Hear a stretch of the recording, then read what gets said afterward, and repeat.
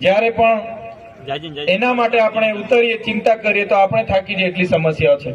તો આ બધા અનેક વાતો છે. સાથે તમે તો બધા જાણો છો, નિરંજનભાઈએ કીધું એમ આજે તો ગુજરાત જાણે આખી નકલીની બોલબાલા ચાલે છે ને. ઓફિસો નકલી, જજ નકલી, પોલીસ નકલી, સીએમ અધિકારી નકલી, પીએમ અધિકારી નકલી, એસપી નકલી, ઈડી નકલી, કેટલા લોકો નકલી પકડાય છે.